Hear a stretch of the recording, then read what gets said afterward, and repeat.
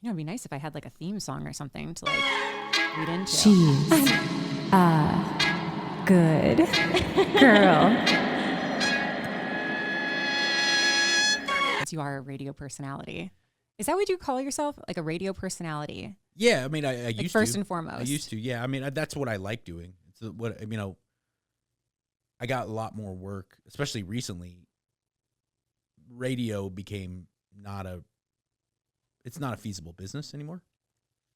So I moved away, but yeah, but for the majority of my adult life, I would always introduce myself as that. I feel like radio now like encompasses like all types of like this could be radio. Yeah. You know, it's not like old school radio. Well, yes and no. I mean, this obviously it's very similar. You're doing the same thing, but like kids these days probably don't know like the radio you're referring to right, as like and radio. that's the only reason I have separation, and it's a lot of it's ego, but doing radio like real radio, syndicated major market radio, it takes a huge barrier of entry, and you have to have a lot of know-how, and it's a skill. Literally anybody can do a podcast. So I mean, that's whoa, it's a shots fired, man. Sure, no, look, I do one too, and that's how I make a living for the most part now. But yeah, there's a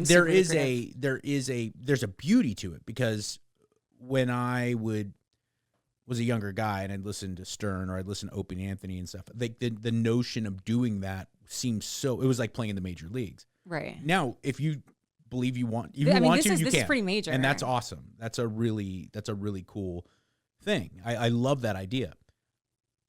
Alternatively, though, so many people, there's a lot of, it's much like I would imagine how my wife's an actor, and I think like there's a similarity into how real actors look at reality stars. Oh, I would love to hear. You're kind of getting filmed and getting paid to do it. Right. But it's not the same thing, you know? Right. Well, yeah, it's not supposed to be, at least like scripted. Yeah. So what is your wife act in? She's been my wife's movies, we're TV? very old in comparison to you. So my wife's been on I'll take that. You don't know my age, but I'll take it. my wife, she's probably most famous for, she was in CBS sitcom for a long time with David Spade called Rules of Engagement. Oh, yeah. And what the hell are you doing here? I'd rather have her on the show. No, I'm just kidding. Yeah, no, you probably would. No, I'm just kidding. Okay, anyway, welcome back to She's a Good Girl. This is Barbie Quinn, and I have a special guest with me today, Mike Catherwood. Yes. Did I say it right? Mm-hmm. Like yeah. catheter. Yeah. Perfect. Like that's what all my football coaches called me.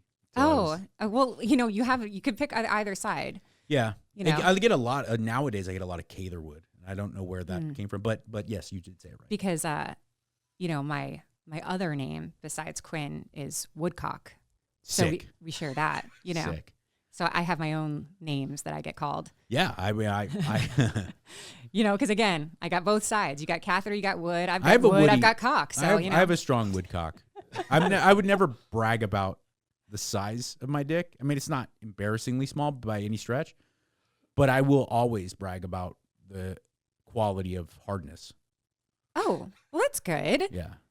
I mean, is that an issue? Like, are some harder than others? Well, I think I'm 45 years old, and I think there's a lot of guys who get to my age and think that it's like being 70, where the notion of Viagra or Cialis, I go, are you, if I need drugs to not get hard. Like, that's my bigger problem is, and I think a lot of it is health. So many people are living really stressed, trying lifestyles, but I don't understand having a problem getting a boner. No. I mean, I haven't encountered anyone that's had a problem getting it up. Thank God, you know, of all the things I've encountered, at least I haven't. I mean, my boyfriend's 52, so we have no issues, which is good. Healthy guy. Yeah. Well, I mean, besides the cancer, but he's in remission. That'll do it. So A lot of that though is genetic. Like, you just hit. My father's 80. He just turned 80. I went back to LA to celebrate his birthday. My dad's recovering from cancer, super fat, does nothing to take care of himself, and he's fine. Like, it's there you go. You know, there, and then of what's course, cancer these days? We all know the guy or gal who runs a couple marathons a year. They eat like a completely macrobiotic diet, and they die at 50. It's like a lot of it's luck of the draw. For sure. So what happened to your face? I woke up like this, literally. You know how people say they woke up? Last Wednesday, I was in the emergency room. That's the first thing I remember. Up like this. And my wife said that she was asleep and she just heard me like making weird like deep breathing noises in the living room, and she saw me face down on the ground. I had smashed my face on the coffee table. And I mean, I just don't drink. I've been sober 22 years. So, I know people are automatically going to, well, was it the Ambien? Was it the booze? Ambien. I am the like most non-drug using guy. So do you do anything? Do you smoke weed? Anything? No. Nothing. No, nothing mood altering. No, I have caffeine. It's about the only drug I could say I take. Wow. What's life like? I mean, just to be completely aware all of the time. It's not for everyone, but for people like me, it's the only way to go. Like I can't survival. I can't imagine trying to, and because you have to understand, I loved getting drunk and getting high. Like I loved it so much, I can't even properly describe it.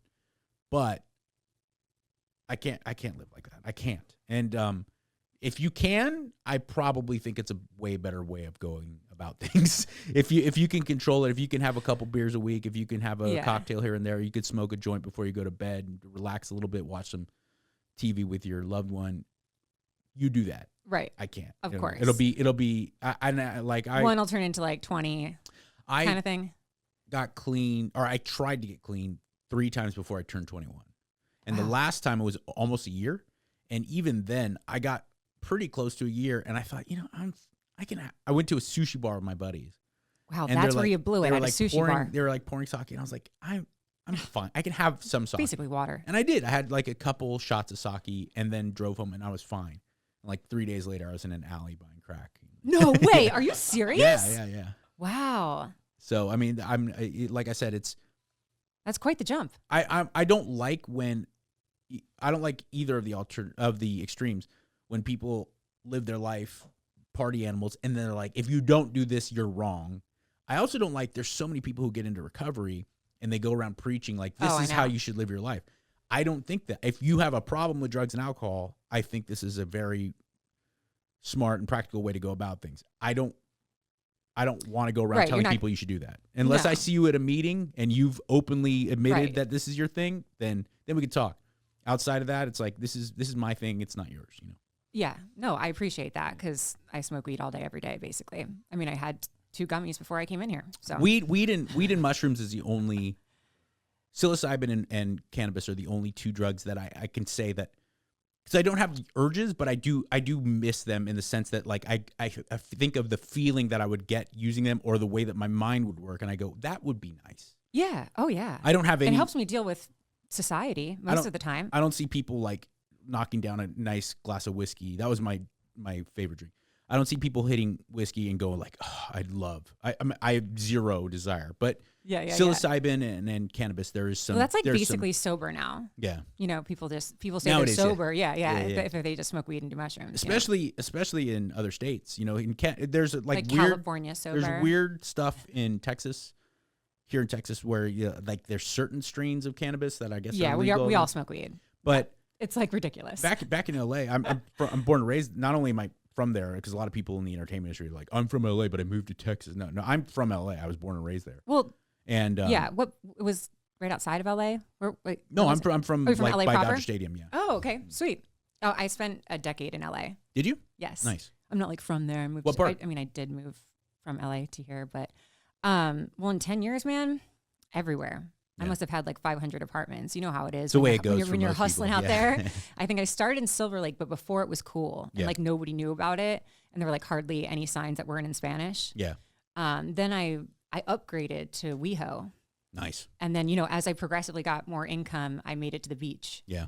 So I spent I grew up on the east side, but then I spent like most of my adult life in Venice. Yeah. And I definitely moved there not only was it not cool when I moved to Venice, it was fucking crazy. I was gonna say, Venice was always cool, no? No, dude. This is not exact. This is not a lie. It's probably 1993, and my brother-in-law, my sister's husband's LAPD, oof. and like a badass LA, not just like he loves being a cop, and he was like he was one of the guys who does dirt when shit hits the fan. Right. Like he was doing things, and he was very stoic, kind of like macho white guy, And we went to Venice Beach. Like I said, probably not, I was like a freshman or maybe 8th grade, and he has a gun. He always had guns with him, and even off duty. And the sun started to go down. He's like, "We got to get out of here." And I go, "Why?" He's like, "It's a little too. For you, it's dangerous." He's like, "Yeah, we got to get out of here." Interesting. The sun, and that's why it's so crazy, especially in the last like decade or so, when I'd see people like hipsters moving to Venice. I was gonna say, yeah. I was like, you have to understand, dudes in Watts and Compton were like, "Nah, Venice is too gnarly. It's too much." Really? Oh yeah. I never thought that Venice was as bad as Compton. Oh no, nothing's ever been as bad as Watts. Watts is like the real where you, because now even Compton, it's not that bad. There's Starbucks and movie theaters, and like don't get me wrong, it's rough, but I would go to Compton, and you'd stop and you drive on your way to work. When I was working at K-Rock, when I was live on the air, you would do a lot of community service in LA, and I would do a lot of these, most of the time. Skid Row stuff? Most of the time, the jocks would sign up to do it, but they would do it out of almost like there was an obligatory sense that, I have to do these community service projects for the station. It's part of the deal, right? I would choose, they would give you like a panel of things you could choose. I would always choose stuff. I'd be like, I want to do that. That sounds great, there was like an academy that they would, young at-risk kids, they would do artwork and stuff like that. And I would go there and volunteer my time, and I would draw pictures and hang out with the kids. That's cool, yeah. It was great. That's not bad. Then one time I had to do a community service project in Watts. And I would do, these were always gnarly places, Boyle Heights and Highland Park. And I would go and I'd be like, "Oh, this is a rough neighborhood," but I parked my car and I was fine. I did one in Watts. I got there, tried it. This is before MapQuest, so I was like looking at the thing I printed up. Yeah. And I'm looking at, and I see there's like roaming pit bulls with pregnant pit bulls roaming around, and a shirtless dude. This is like 7 a.m. on a Sunday. Shirtless dude just hanging out, like full blue fatigues, and I was like, "Oh, I'm out." I emailed someone as soon as I got home. I was like, "Nah, I'm good. I don't care what the fallout is." Right. Otherwise, you're going to be on the charity case soon. Watts by the Watts Towers is like, you can't go. If you don't live there, you can't go there. So I mean, I'm from originally like South Philly, which again now has like gentrified. Yeah. It's got like the best Italian food ever. But like, I mean, we grew up being like, we don't want to be out and around Philly, in the streets at, when it's dark out, especially just like a female, like by myself. But I think that it actually like toughened me up though, because like I have no fear, for better or for worse, I suppose. But that's the Philly is in particular. Philly is very similar to places like, like the harder neighborhood, that's the thing that I didn't grow up with. White ethnicity in LA. There's no like Italian hood. There's no Irish hood. No, I know. It's always Mexican, Black, Asian. It's an East Coast thing for sure. And so when I went to Rutgers. So you did? So I got Camden? a lot. Or I was at the Newark campus for a bit, and then I was at the New Brunswick campus for a bit. And when I was at the New Brunswick campus, I dated a girl who was from Philly, like really, like center Philly. Yeah. And she would take me back to her neighborhood and like introduce me to her friends and stuff. And these guys was she white? Yeah. Okay. Italian, and she was like a tough chick. And we typically are. Philly chicks, yeah. She was like a Philly chick, And I know. And all her male friends, I'm not in any way poking fun. Same with like, there's parts of Boston where it's like Irish dudes are gnarly dudes, but they think like, "Hey, I'm from a tough neighborhood, I know." And I was like, "Oh no, you don't understand. By virtue of being, I don't care how tough you are. By virtue of being a white guy, you can't go in places in LA. You're not allowed there. It doesn't happen. You have to like, people vouch for you. You have to be doing like a service work project. You can't go to certain neighborhoods." Yeah. Well, that's kind of how I feel about like, I mean, am I going to get in trouble for this? Probably. But some people in Texas that think like they grew up in like a rough neighborhood. And I think of like Camden, New Jersey, and like Philly, parts of Philly. And I'm like, bro, you have no idea. Well, even, no, you don't. I mean, you don't. And honestly, even like there's horrible neighborhoods in California. I mean, like really rough neighborhoods, high murder rates, the whole thing, and like real tough dudes.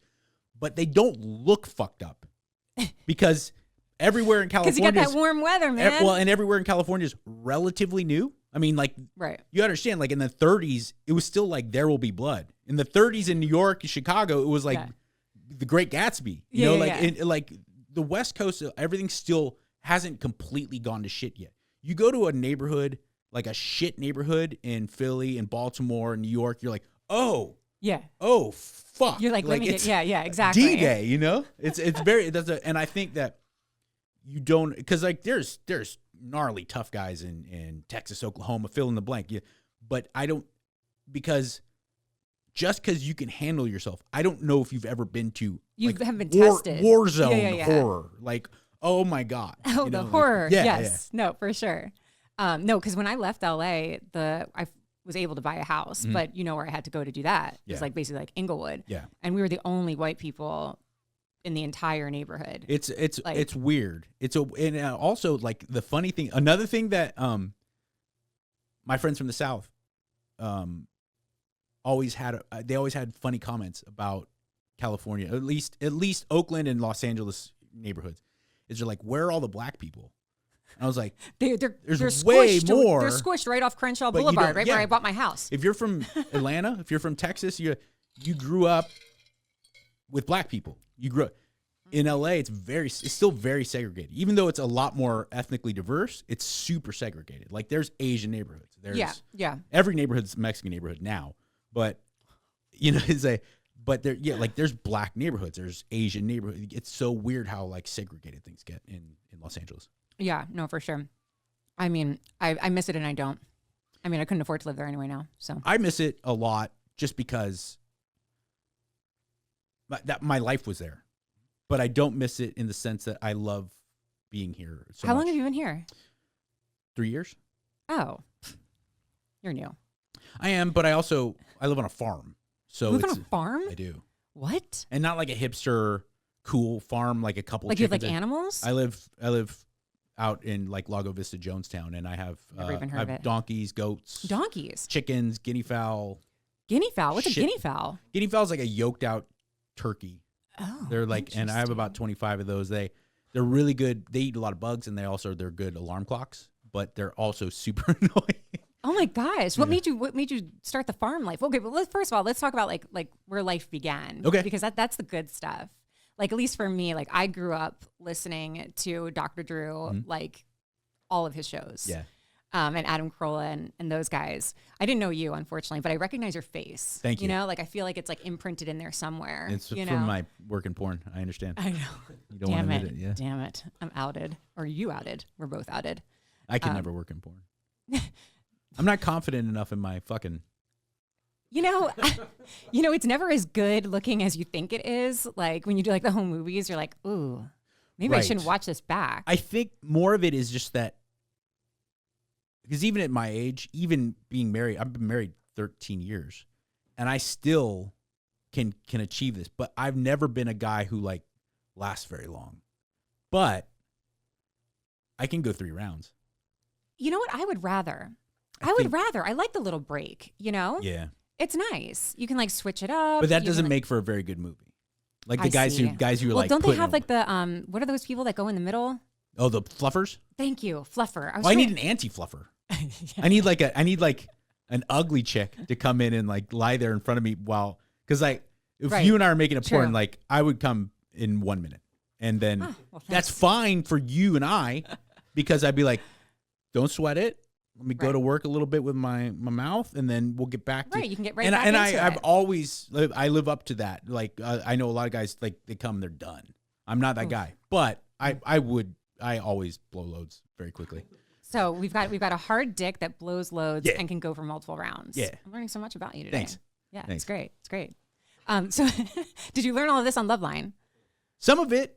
I don't know if I learned anything on Loveline. Well, no, I learned a lot of medical stuff just hearing Drew say the same. I was going to say we may need to like tell people what Loveline is because most people like are not as old as us. Loveline is a radio show, a medical health and advice radio show that was the oldest syndicated radio show ever until we stopped doing it. Well, like what can we compare it to like today? I don't even know if there is anything like it today. And then when it started with Dr. Drew, when he was still in medical school at USC. And every terrestrial radio station, a lot of people don't know this, every terrestrial radio station has a mandatory obligation to do some level, I think it's an hour a week of public service radio. That's part of doing your service as a broadcast station. I don't think I knew that. That at K-Rock, which was the flagship station of Loveline, that was their attempt to do so. It was like a very off-kilter, like a punk rock kind of radio station. And they're like, oh, we'll get this medical student and one of our jocks, and you can ask questions about drugs and sex, and then that'll be it. So this is some like bullshit thing that they put together. And it was in the middle of the night, and no one. And was this the first thing Dr. Drew did? In entertainment industry? Yeah, that's what I meant. Absolutely, yeah. Because wow, that really worked out for him. Yeah, and he and Drew's perfect for it. He's perfect for it, but he would never knowing Drew as a person, and Drew and I are very close. Knowing him, he would never personally seek that out. Like the entertainment industry would never be Drew's desire internally. It kind of happened to him. That's what makes it so great. You know, so. It was just like so natural. Like he seemed so natural. I mean, my generation, like we like looked up to him. Like he has all the answers. And then it got really popular in the mid 90s when Adam Carolla took over for the original host. And because Adam's amazing. Adam's fucking so amazing. Yes. And Adam and Drew blew up the show and it became a 5-night-a-week show and it became syndicated. Then MTV picked it up as a TV show and then it got a lot more popular and well known. And then I know Adam left. I love old MTV. I do too. Oh man, there was some good stuff on there. I think it's hard for people to understand if you're, say, 25 years old. I really don't think you understand how cool it was. Oh yeah, like I would race home to like watch TRL, like, and that's like when you saw like the music video, like your favorite music videos and stuff. And also like it's like now people just go on YouTube all the time. Think about the idea, the fucking notion of putting Jackass on broadcast television. I mean, MTV was fucking awesome. It was liquid television, like a lot of, of course, you know, the mainstream 3:00 in the afternoon, a lot of the music videos was in the 80s was like Bon Jovi and then, you know, like a Michael Jackson. Yeah. But you still you'd stay up, you watch a little Ren and Stimpy, and then after that it'd be liquid television or 120 hours, and you'd see you see Pavement, you'd see fucking Slayer on TV. You know, they like MTV was super awesome and it was a big deal. You got to understand when you didn't have the internet, when I was in 8th grade, you didn't have the internet. MTV was like the closest you could come to where you were getting kind of cutting edge, really controversial stuff, you know. Yeah, and it like made them feel like more attainable, like, you know what I mean, like the artists and things. And then I do think like for a while, especially on terrestrial radio, Loveline was the last bastion of. I mean, there were episodes where I have fucking hammered artists, well-known artists, hammered, doing blow on the table as we're live on the air, talking about how like they cheat on their wife, and you're just like, whoa, this is gnarly. Like, well, you know, you have to tell us like what's like one of the best stories. Oh God, I know there's like so many. The greatest stories, to the point, like the stories to me that I will never get tired of telling would be like Insane Clown Posse, because they'll just talk about anything. Yo, literally that is anything. like so wild that you said that name, because like I guarantee you, like we would have to go through like 20 people before anybody would even know who the fuck we're talking about. Yeah. And I was kind of like a dork growing up. I'm a glower upper, if you will. And I wrote for the school newspaper in college, and music is like my number one thing. I just fucking love music. It doesn't really matter. And so I was like, I wanted to just write for the paper, and I was a freshman. So, you know, they give us the shit jobs, and I was like, I just want to review like music. And so they literally gave me a stack of CDs, and they're like, listen to these and review them. And believe it or not, one of the bands that I had to review because they were coming around town around Philly, because I went to college in Philly, was Insane Clown Posse. Yes. And that's how I figured out who they were. And I was just like, what? like, who are these people? Like, they seem wild, dude. It was great. They'll say anything. And like, there's no...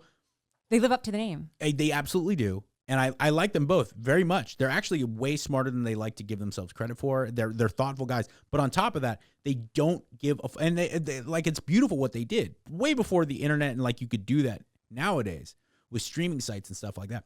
They made it so like they didn't need to pander to anyone. They had their fans, and we're making our music straight to our fans. Fuck everybody else. Fuck the label. Fuck fuck the promotion.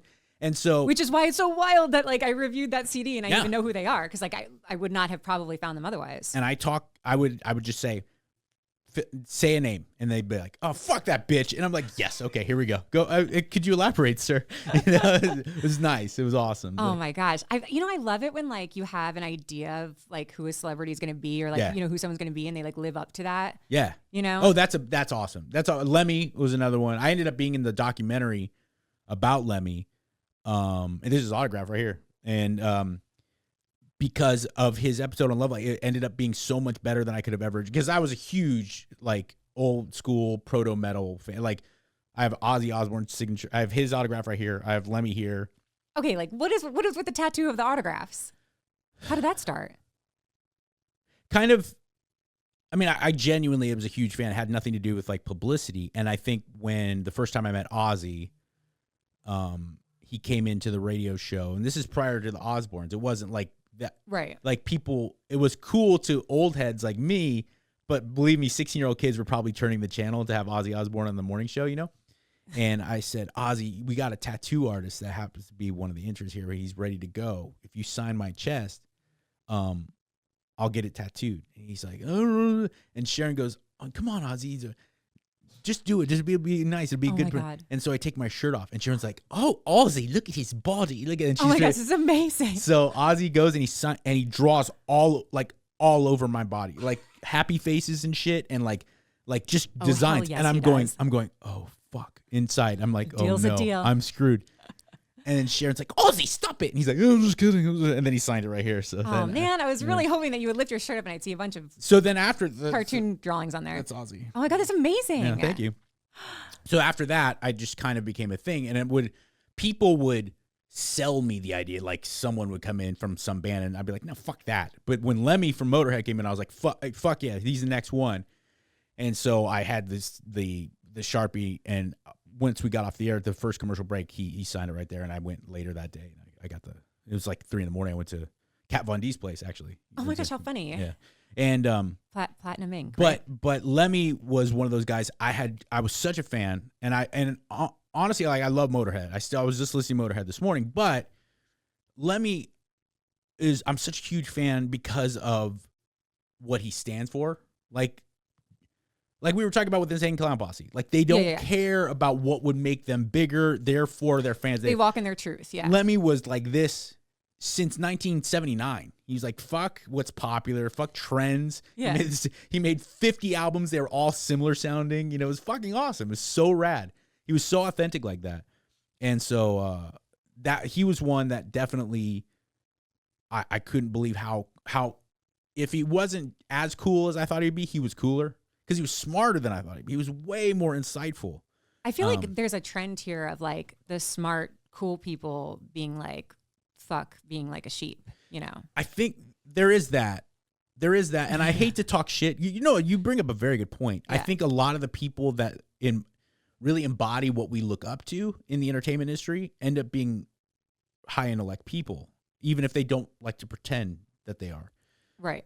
But at the same time, I also, as someone who I have a family and I work in the entertainment industry, I'm not going to say anything negative about people who maybe compromise what their principles are to make $1, because the entertainment industry is so hard, and especially nowadays, true, where it's like impossible. If someone was like, hey, would you? I mean, I get a lot of that in the fitness world where for 10 years they'd be like, hey, promote my protein shake. That'll be this. Fuck off. And now I'm at the point I was like, hey, anybody have a protein shake? I want to, It's like, well, let's talk price. Yeah. Let's talk price. No, I mean, I get it. I mean, I say the same thing, as a single mom and not knowing when all of a sudden, wake up one day and your life is totally different. Yeah. there's no safety net, so to speak. You know, and I know a lot of girls that are strippers or do private parties or any of that. And I'm just like, you know, and then there's still that judgment or that like negative connotation, but I'm always just like, who fucking cares? Like, it's, at the end of the day, they're making money. I think there's a lot of rush to judgment. Now,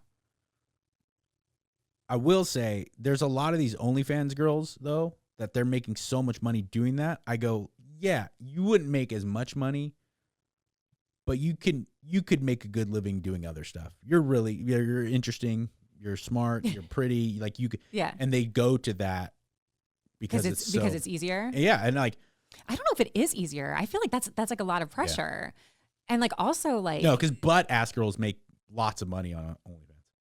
Guys are dumb. Guys are dumb and gross. That's true. That's all very true. And I see some girls like there's some 9s and 10s on OnlyFans, but there's some butt ass girls that are making good livings on OnlyFans. I don't even know like what I would do.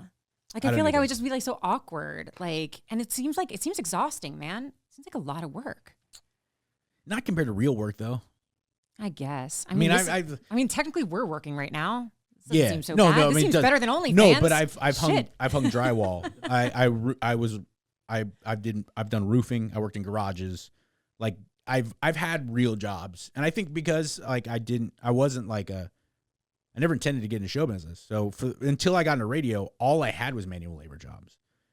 So for me, when I see someone making that much money on OnlyFans, because even like you could say, oh man, actors are so overpaid. And you go, maybe, sure, compared to the guy who, you know, a contractor or something or a gal who's like a scientist of some sort. They may make more than them. And you go, well, that's not really fair. Right. But at the same time, I've seen what real acting is like. That's hard work. It's hard work. Now it's not as hard work as roofing was. Roofing was hard. Roofing in LA in the summer was fucking sounds terrible. It was but acting's really hard and so now you choose to run a farm. I do. Which seems like manual labor. It is. But it's way more enjoyable for two reasons. One, I don't make a living farming. So there's a lot less pressure compared to someone who pays the bills farming. And two, like I handpicked animals that I enjoy being around. There you go. You know, like and especially since I got I got two Great Pyrenees dogs that they live outside and they guard the property. So the next time you fall on your face, maybe they can get some help. Run for help. They'd probably just lick me while I. Did you ever figure out what was wrong? No. Yes and no. The doctor that I initially saw in the emergency room said it was like some type of vasovagal reaction. Like I probably had some like rush of blood in my head or lack of blood pressure that it happened like that. Oh my gosh. Is that why your eye is all bloody looking? Yeah, I smashed my whole, I'm really like this right here looks kind of gnarly. 5 days ago, my whole nose was all cut up and stuff. Like this looks bad. It's nowhere near as bad as it was. I'm really lucky. I mean, I broke my orbital. I should have plastic surgery and all that, and I'll be fine, luckily. Oh my gosh. Yeah, you don't want to fuck up that beautiful face, man. Thank you. That's why you got into radio, right? I'm just kidding. It was why I got into radio, and then subsequently it's why I stopped doing it and then got into TV. Yeah. Well, you look like you could do whatever AC Slater does. I worked at Access Hollywood for there you go. 3 years before. See? Before Mario Maybe did. That's why I know your face. I like Mario. Mario Lopez. Why could I not think of his real name? I like Mario very much. By the way, really good boxer. Really good. He's a purple belt now in jiu-jitsu. I like all you guys out there who talk shit. Like I'm pretty sure Mario could fuck you up. Oh, I have no doubt. Mario could fuck shit up. He's had a sick body like since the beginning. Yeah, but there's a lot of dudes with sick bodies who can't back it up. Mario can really fight. I've seen him box, and I know his trainers in jiu-jitsu that train out in the valley there. He's like Mario could fuck shit up. Dude. Sure. Yeah. And now I think he just like moved up a notch. Yeah. For me. For sure. I don't think like if there was a celebrity brawl for all, I still think Rogan wins. Ooh. Even at his age. Ooh.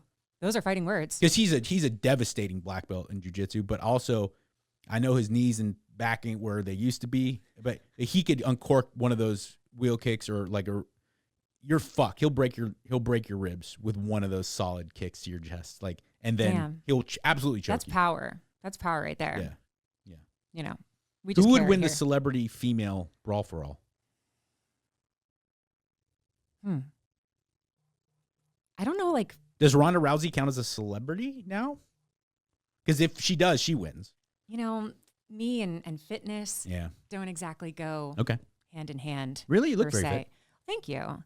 I mean, I am fit just naturally, you know? I've been blessed that way. Yeah. You know, I just do a couple sit-ups a week and like somehow I'll have a six-pack. I know everyone's going to fucking hate me for saying that. No, there's guys like that too. And it But sucks. I do eat well. You do? I do. I think that makes a bigger difference than people. Like I don't eat like junk food or fat. Do you know that here's a fun fact. I've never had a fast food burger ever in my entire life. Even good ones? Even good ones. Like never, unless you count P. Terry's when I moved here, I did try that. So like if you count that, then you've had I've never had McDonald's. I've never had like Burger King. I've never had In-N-Out? No, I've only had the grilled cheese. Fuck that. Yeah. I'm telling you, I've never had a fast food burger. It's not real food. It doesn't look like real meat, man. No, I mean, maybe listen, like back in the day, though. If I was ever going to do it, I should have done it as a kid. That was probably when it was real food. If you can avoid doing it, I give you props. But I think also a lot of it is from like my old steroid bodybuilding days. Is like I can't imagine avoiding that tasty, cheap calories. I can't imagine avoiding it. You know. So wait, you've done bodybuilding. You've done Loveline. Yeah. You've done acting. Yes? I've never been much of an actor as much as I did a lot. I've done a lot of TV, but never. I'm more of hosting. More like stuff. hosting, like so TV personality. Yeah. Okay, so like, what was like your favorite like time in my life? Yeah. Oh, Loveline. There's no job that'll ever compare to doing Loveline. How the hell did you get that job? I was working at the radio station, the flagship station, K-Rock in Los Angeles, and I was on the morning show, and I had been there for some time, and then Adam quit to do his own morning show. And you slid right in there, didn't you? I did, but it wasn't easy because the program director and the people who you got to remember, it's like Loveline was the flagship station was K-Rock, but the program director, who's the kind of the boss of the radio station, isn't necessarily the boss of a syndicated show because people buy syndicated shows and then put them on all. So even though Loveline came from K-Rock, there was a company called Westwood One that owned Loveline. Okay. So I had to preach to the guy who ran K-Rock, and then I had to preach to the guy who ran Westwood One. And they both were like, "Oh, we're looking at Joel McHale and Olivia Munn and all these people who are actually like celebrities. They were already well known." Yeah. And I go, "Yeah, but I'm a drug addict and I fuck everyone." This is amazing. And that's how you got the job. I've been married. At the time I was in between my first wife and my current wife, so I was single. And, so you were just at 2. And I'm only on 2, and I plan on only staying at 2. It's all right. I already went through 1, so. But I got divorced, Not far behind. So I had been divorced for a couple years. So I was like, I've done failed marriage. I'm very active in the dating world. I'm a drug addict that's in recovery. I was like, I have it all. None of these people will have what I have to provide. And they were still like, yeah, but Barbie Quinn syndrome. You don't bring the panache. And I go, okay, I get that. That's fair. I think you have panache. And then so they would start filling me in here and there, just one night here, one night there. And then Drew went to bat for me. He's like, no, I like a lot of these people. He's like, this is the guy. It's real. It's more like authentic just by nature. And I felt that way. And then that became it. And that was 2008 or something. And then after I started hosting Loveline, then I filled in for Regis once. Yeah, I saw that. And then I was on TV filling in for Regis, and then my phone died. I was in New York filling in for Regis, and my phone had died while I was on the air. So Kelly's nice. All the people that work there, I have nothing but nice things to say about them. And I was like, all right, thanks for everybody. You know, I got my makeup taken off, and I was like, I got to head back to JFK. I got to be on the radio tonight. You know? Like, peace out. So I get to JFK, and I plug in my phone. And there's like a million messages. Oh, because you were just on the Regis. And there's all these people who, like, more commercial outlets that I was just this radio guy that they, and yeah, that was crazy. And then things kind of went differently after that. Yeah, I mean, well, that's all time. Yeah. That's like Ryan Seacrest level, man. Yeah. I like Seacrest, too. A lot of people, they don't understand, like... I don't think that man sleeps. I don't either. But here's the thing why I really will always stick up for Ryan. One thing, he's always been nice to me.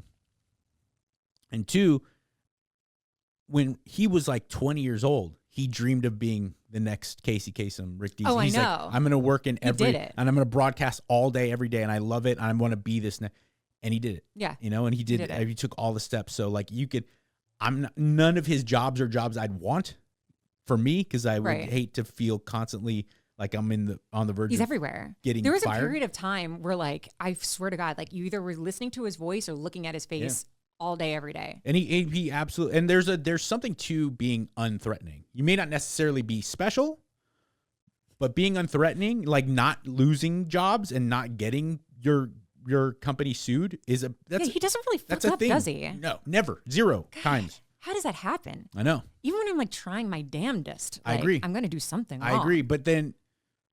But that's why we're not Ryan Seacrest, I guess. Yeah, no, it's true. But then you say, like, look at it in a dating perspective, like compare it to dating.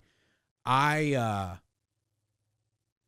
can't imagine living your life being completely unthreatening, never offending anyone, and then being like perfectly happy with your dating life, you know? Yeah. Well, first of all, I mean, like, I don't know how he has time to date, really, unless the person just follows him around whenever he has a break. I bet with the amount of money he has, that's probably not a problem. Yeah, exactly. That's true. Actually, there was a period, it's so random that we're having these conversations, Insane Clown Posse to Ryan Seacrest, but there was a period of time, where I swear to God, you know, when people are like, oh, if you could have anyone at a dinner party, you know, dead or alive, who would it be? My answer was Ryan Seacrest for so long. Really? In my late 20s, when I was just hustling hard, and I could feel his hustle. It was like palpable, you know? Yeah, people don't realize that. I think a lot of the rise of kind of like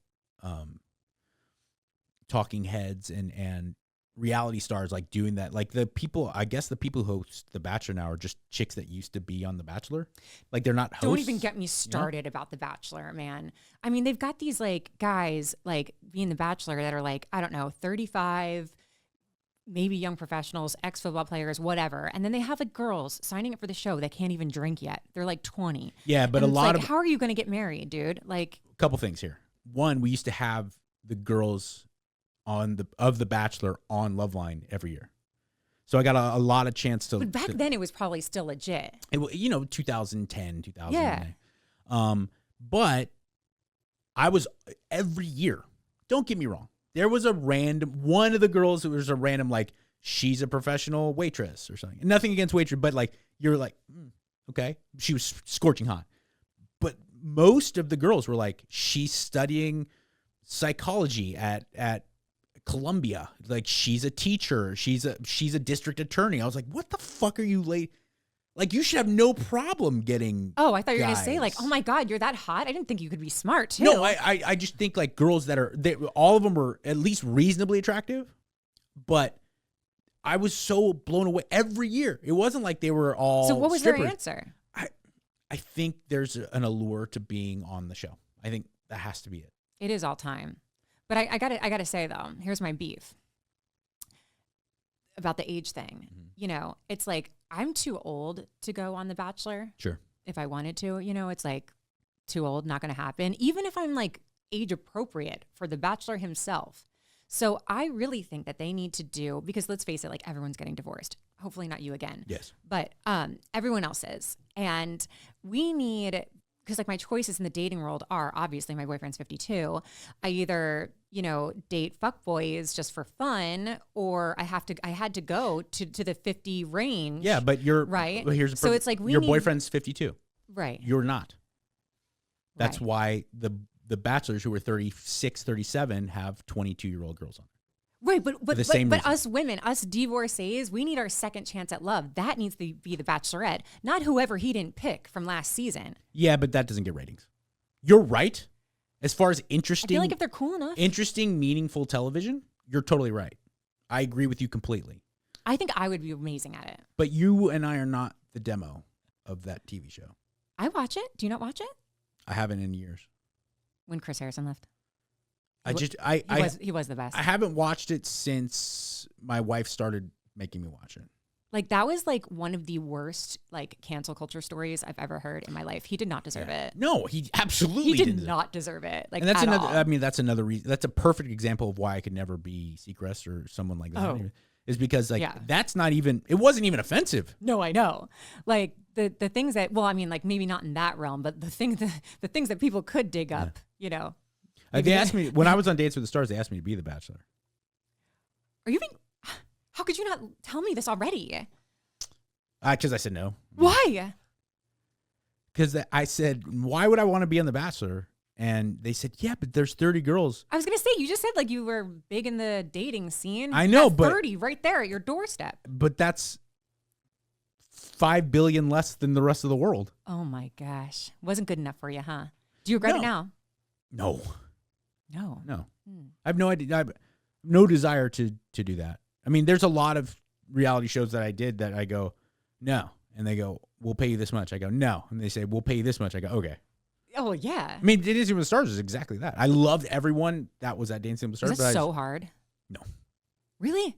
No. It looks so hard. But I also wasn't on very long. I was the first one kicked off, so maybe it got hard. No, but like training. Like you always hear like these people, like you see these people, well, you're in fitness, I guess. But like I feel like a lot of the actors and stuff that like do it. I think they say like, that. They get like so fit though. Like they either look different. Either they went in out of shape or they're saying that in front of the camera. Because, for instance, Hines Ward, NFL legend, was on there, and I liked him very much. He's good. And Chris Jericho were on the same year as me. And so I would sit there and talk to them, and in front of the camera, you catch mostly Hines, but not Chris, but you catch him be like, oh, I can't believe how hard I have to work. And then off the camera, he's like, this is fucking, he's like my gosh. an NFL football player. Are you kidding me? It's fucking bullshit. Yeah, that's not fair. But also, it just wasn't. Maybe it was really hard if you worked really hard. I did not. I got to be very honest. Well, I mean, we only want honesty here and authenticity. Maybe I mean, I spent most of my time when I was supposed to be rehearsing, flirting with girls and talking shit with like the other, because I was really lucky. I had Sugar Ray Leonard there. I could go and bust his balls. I had Chris Jericho's cool, very cool guy. I'd go and fucking bust his chops. And Kirstie Alley, she was no way. Awesome. She would talk shit about anyone off the air. It was awesome. So I was mostly doing that, and then I was single. I was Dancing with the Stars was a banner era for me. Wait, how long ago? When were you on it? I don't know. 2010 was like your year. Something like that. I don't know. It was somewhere in that ballpark. Talking to you like reminds me of like middle school. How so? I don't know. Because I have the mental capacity of the guys you went to middle school with? Probably because like you remind me of the guys I went to middle school with, or like I probably am. Kind of like back in time a little bit. I will say this. Like I feel like I'm in my mom's basement. I don't mind being myself. And what I mean by that is you remind me of the guys you went to middle school with, because I probably think and have the ideals of the guys you went to middle school with. I think a lot of guys as adults will pretend like they don't, because they're mature males that are having to engender some level of respect with other adults. I don't give a fuck. I really love chicks and pumping iron and smelling my own farts and crop dusting my daughter. Oh gosh, poor thing. So I do. I'm very comfortable, kind of just being you, admitting that. Yeah, I like to think that I have some lofty qualities, intellectual ideas, but at the same time, I am very much just a dude, and I don't have any problem admitting that. No, that's good. I mean, I always say, like I don't know how to be anybody but myself. Yeah. Like I couldn't even if I tried. And I think that goes a long way. But at the same time, there's going to be those people, especially chicks, that are going to be like, "Oh, she's so immature." It's like, shut the fuck up. You feel the same. Either if you don't feel the same way, you're confused and you're fucked up. Right. Everybody's lying. Yeah. Unless they agree with us. Yeah. Right. Like I remember it's just so funny. I was doing some TV show, like some important show that gets a lot of attention. Of course, this one. And yes, it was this one. And I was doing an interview with people, and they go, "I hear you're engaged." I proposed to my wife, and I said, "Yeah." And they're like, "Tell me about it." And I said, "Oh, she's an actress," and they're like, "Oh, we know." And talking about, and at the time she was on Rules of Engagement, and she just did 30 Minutes or Less, the movie with Danny Eisenberg and or Jesse Eisenberg and Aziz. And so it's like they were talking to me about that, and then they go, it's got to be easy to give up on that bachelor life when you have a beautiful actress wife. And I go, no, it's tough. And these girls are like, what? I go, yeah, sleep with one girl and compared to as many as I can. It doesn't count till you get married, right? And they go, what do you mean? I go, it's a fucking sacrifice. I'm willing to do it. I did it willingly and by my own volition. Right. I love my wife and I'm happy to make that commitment, but it's fucking the same goes for women, by the way. I think so. There's this whole like stigma that it's just like the dudes that need to be like sexually satisfied, but like that is so false. It's just, I think what the only difference is, you're totally right. I think the only difference is the means by which you'd go about it. Like we have like women in general, like have more discipline. I think for the same reason why 22-year-old girls are the Bachelor, the contestants on The Bachelor, and a 40-year-old guy's the Bachelor, is because you have to be my age before you start really looking beyond that. But young girls kind of are more advanced in that left brain stuff. You know, guys, we're fucking animals until and some guys it's earlier, they're advanced. You know, but you're working so viscerally off of like guys will. You're like 20 years if behind you us. have the opportunity to be with a girl you hate, but she's smoking hot, almost all guys will be like, yeah, what are you going to do? Oh, I know. Yeah. And you're like, I fucking hate this chick. I can't do, but I mean, and every guy will be like, yeah, we get it. We get it. Oh my God, that's amazing. Okay. So like I'm going to bug you one more time. Yeah. Besides like a good story, like what's like a question that like got answered on Loveline that like you didn't know, or like what's like something that no one would know? Like what was a really shocking one? That's a good question.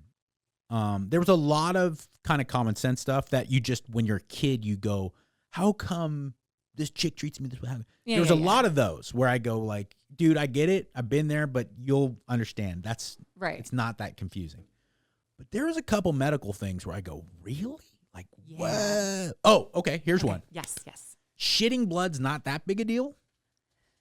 Like it usually is something that's not, it actually is like, don't worry about it. Pissing blood's a huge problem. Okay, where I would have, shit blood, not by piss non-medical professionals, I would have totally assumed the alternative. But pissing blood's like a really bad situation. Like what could it be? Now you're talking, you've got to call Drew. Yeah, let's get Drew in here. No.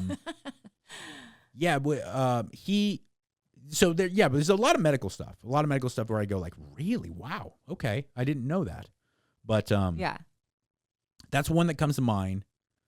What's another one? I feel like butt stuff has to come into play here. No? Yeah, I mean, there's a lot of butt stuff, but I was always pro.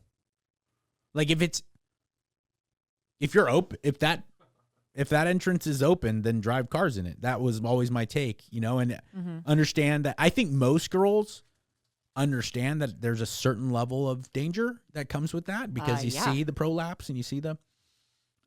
There's definitely a certain level of danger, but that only comes with like maximum attention to the butthole. It doesn't like a couple that could lead. Maybe that's why, shitting blood is okay because like maybe they just got fucked in the ass the night before. I think it's more not that big a deal. I think it's more of digestive tract stuff. Oh, like they're like getting digestive.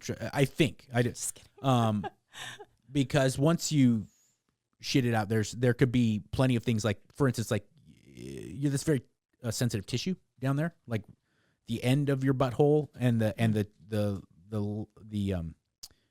tube that right towards the end can get cut pretty easily for that same reason that you. So I think when you shit blood, it's probably not that big a deal. But pissing blood means that like there's something really wrong or something. Yeah. Good to know. I think so. Yeah. Now I know when to raise the alarm bells. I don't understand how much women don't like that, but the women who do, I can't understand how much they do. I would agree. It does feel much like a love-hate relationship. And it's not porn. It's not porn like these girls, they love it. I was like, no. I've slept with many girls who were like, I prefer it in my ass. It's the best, but that's such a small percentage. I was going to say, I mean, I know some girls that do like it. Yeah. That are, genuinely like it, but it is a much smaller percentage. And I don't mean like it because they know their husband or their boyfriend wants it, so they do it to please them. Right. I mean girls Like, who actually fucking love anal, but that's a smaller percentage. That loves anal. Oh, I met a girl who wasn't all that into me using her vagina. Interesting. I know. You know what I was always scared of? Yeah. Like why I didn't do it except for once I waited till I had a serious boyfriend is I was just so worried that I was actually gonna accidentally gonna shit on his dick. You will. See?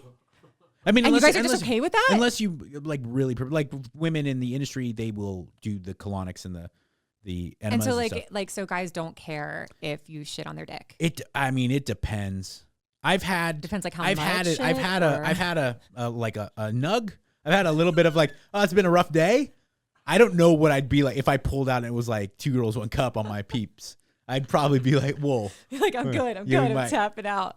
But then again, there's girls that are hot enough. Like, I'd be like, oh, well. Oh, it's like that hot fact. It's put like your scale. kidney on my dick. So hot girl clearance. Yeah. They have a higher clearance of how much shit they can put on your dick. Oh yeah. There's not only hot girl clearance. Sense. There's Al Qaeda clearance. Guys are so, you have no, we're so dumb in that I wouldn't admit it, but if a girl helped plan 9/11, but she looked like Isaac Gonzalez, I'm fucking her. Everything goes, all rules go out the window, huh? Yeah.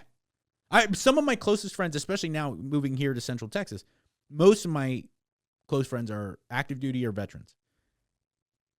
And if there was an active sleeper cell in a terrorist organization who killed U.S. military, if she was hot enough, I'd still be like, come on, guys. I don't want to hang out with you, but just don't talk. Meet me at the Motel 6 at 7:30. Let's just never speak of this. Yeah. And I only have one child. She's a daughter. And how old is she? 10. She just turned last week. So, we certainly don't talk in detail about sex, but we do talk about relationships and boys and stuff like that. And she's at 10 far more curious about many things than I ever was in college age. Same. And it's just the way because even her male buddies, I go, oh, I get it. And she even asked me, she goes how come Donnie does blah, blah, blah, blah. I was like, because he's a fucking monkey, man. Yeah. He's a boy. He's an animal. He wants to go and get sweaty and play and fool around and jump off the trampoline and do backflips and impress me by being goofy. Like you and your female, you don't think that way. And, right. And it's it takes some time. And I really wish college age, high school age girls could, there's no way you can get you to just be happy about it, but I wish you could understand, don't worry, it gets better. Does it, though? It does. I think so. I mean, look, a lot of it depends on the decisions you make, the men but I can't even, I was always at least because I essentially my dad, my mom and dad are still together, but my dad traveled a lot for work. And that's probably why they're still together. Yeah, probably. And my mom essentially raised me. And my sister, I only have one sibling, and she's 11 years older than me. So I kind of had 2 moms. Oh my God, weird. I know. I'm 10 years older than my brother. Seriously? Yes. So there you go. So it's kind of, you would know. You're much more probably pseudo maternal than you are a sister to your brother. And my sister was certainly the same. When I was 6, my sister was 17. Yeah. So it was I really had 2 moms. Yeah. And that's exactly how it felt for sure. And because of that, I do think I even at my worst, I still had a general respectable level of appreciation and respect for women. But I was a fucking animal. And I can't compare 16-year-old me. Yeah. You can't understand, especially because, I didn't have the internet. I would beat off to fucking Sports Illustrated. I was going to say, what did you guys do? See, because as a female, I didn't even really, I don't think I think I got my first vibrator, late 20s. Yeah, I started being off 20s. in 5th grade. Yeah, see, I also was a virgin till college. I think a lot of women are. I don't think that's. Oh, you think so? I think so. Oh. I think a lot of guys are. You think so? Mm-hmm. Like by choice? No. Some though. And I always, you know what? I always used to pat those kids on the back on Loveline, because they call, I'd be like, right. I'm going to fuck 20 girls this week. But at the same time, it's like this guy, girl call up and they'd be like, I'm 19, but I'm a Christian. I really want to wait till marriage. I go, you know what? You're gay. It's fucking awesome. No, I'm just kidding. I go, hey, you're gay. But B, I go, if that's genuine, how you feel, and you're that committed, I go, that's great. If you're not, if you want to get laid and you can't, there's two things that are at play here.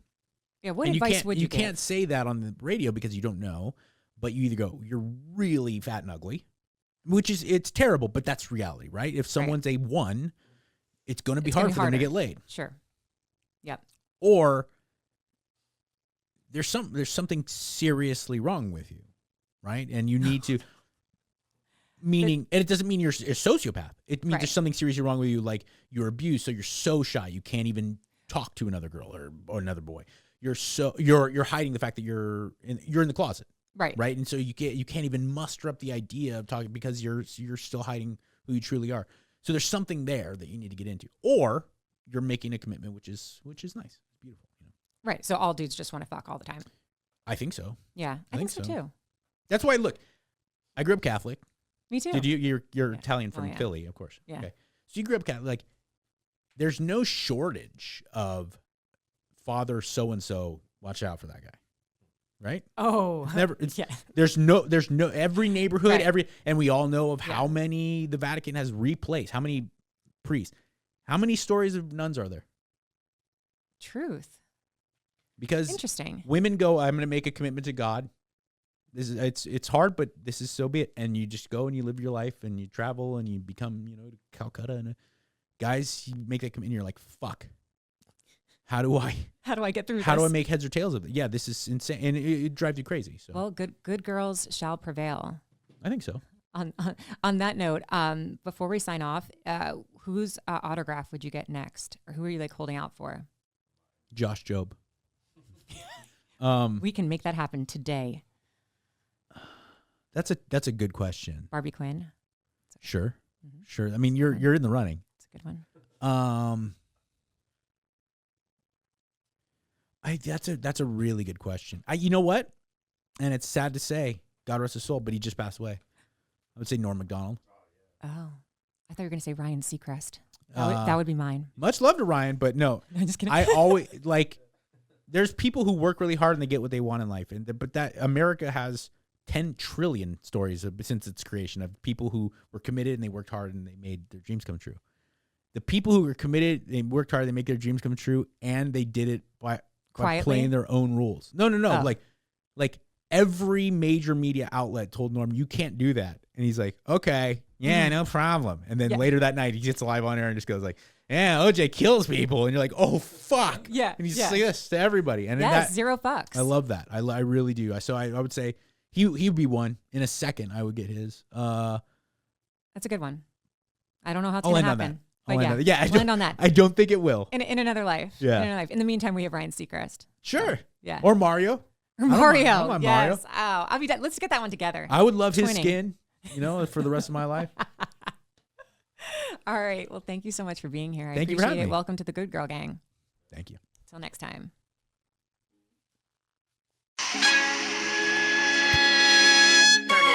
As always, don't forget to stay good out there. Until next time.